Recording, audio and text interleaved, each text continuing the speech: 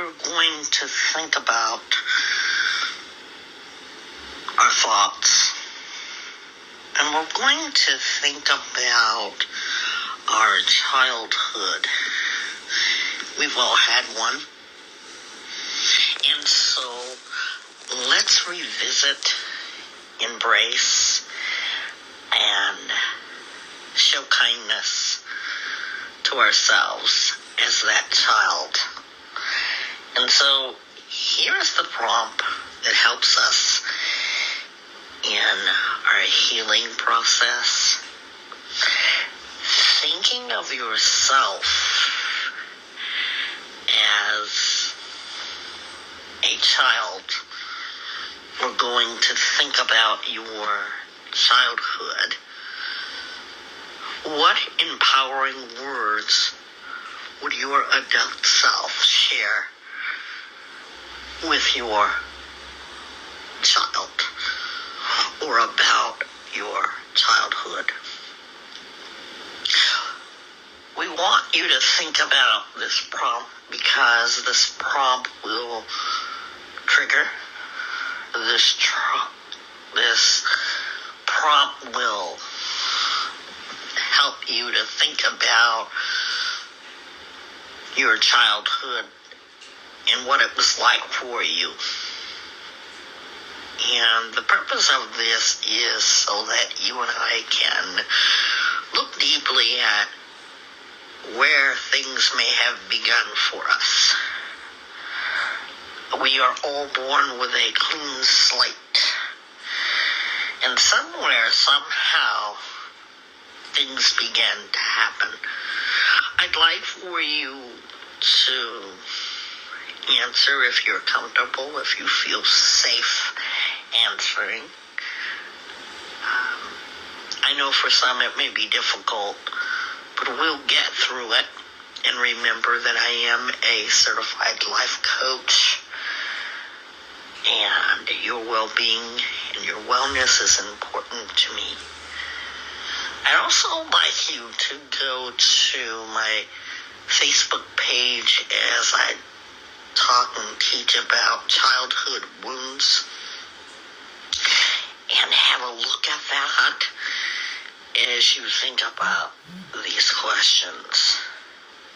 How do you talk to yourself as the adult that you are to or about your childhood? How do you talk to your inner child? I'd love the feedback from you. And remember to embrace your inner child. And always remember, when you rediscover, it's empowering.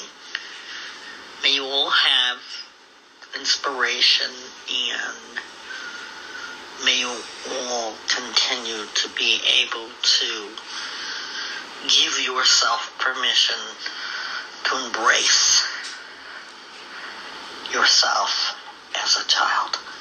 I'd love to hear from you. If you'd like to get back to me, please feel free to answer here. Have a good day, everyone. Hey, thank you for the invite. I think this is a fantastic swap.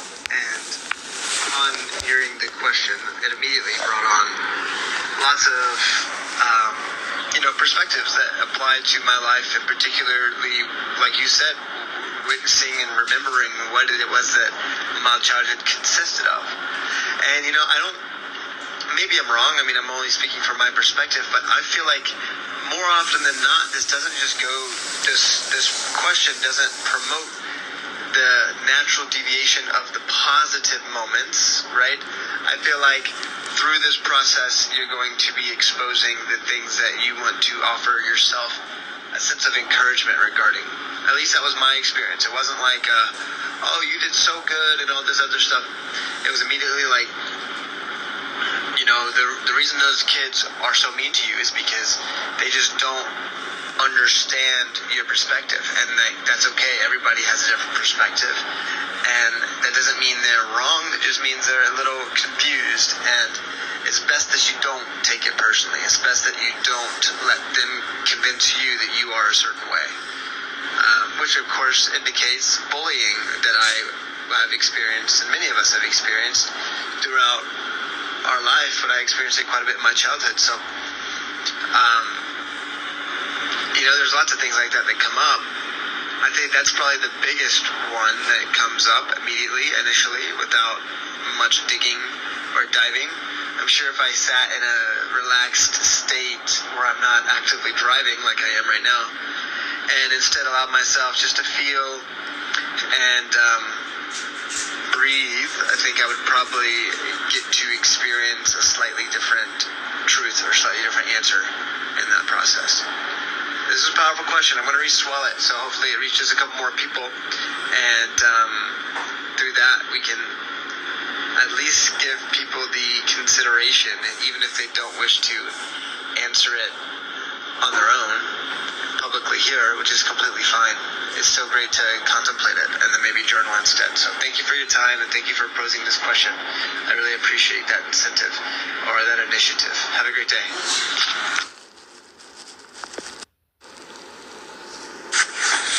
Thank you for the invite. I listened to your prompts and I never answered because maybe I'm afraid I'm going to tear up, say something that I don't want to. However, this one I'm interested in. I'm going to put myself in my inner child. And when I do that, because I've tried, I feel more sorry for my parents than me. My inner child, some would say, has a lot of trauma. I don't like to use that word.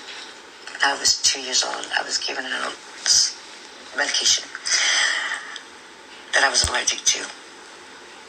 And I spent the next year in the children's ward, 2 to 3. The allergic reaction to sulfa gave me something called Stevens-Johnson syndrome, and I was told I would go blind when I was an old lady. Well, I thought an old lady was 99. Turns out an old lady meant 45. So it's been about 5 years.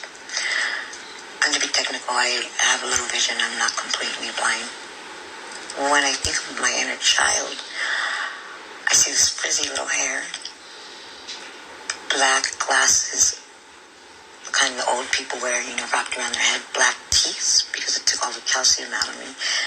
And 2 parents taking pictures of her at Disneyland while she's posing like a model, one hand on the head, one hand on the hip, smiling.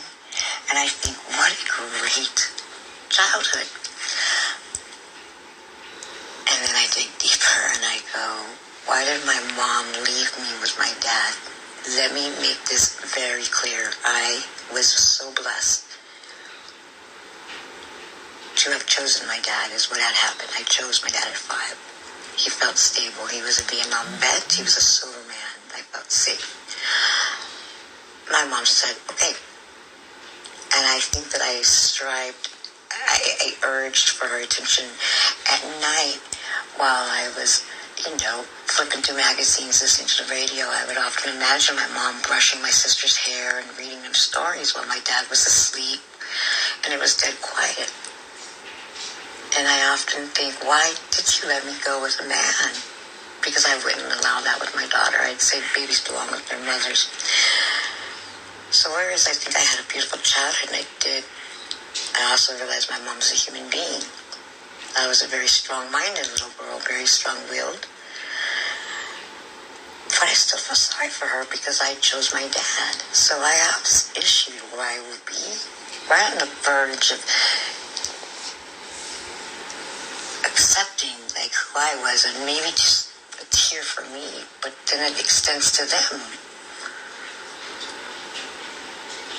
I have a lot of empathy for everybody. I just feel like maybe I'm in denial about my vision, or maybe I'm putting more into them. That my mom allowed me to stay with my wonderful dad.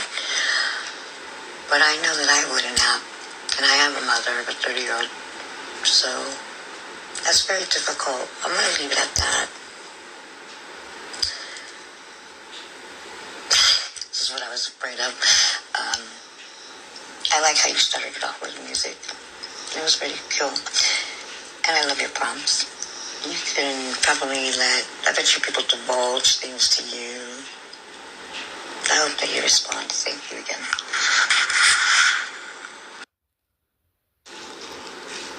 Sorry, I'm not really understanding revisiting your childhood.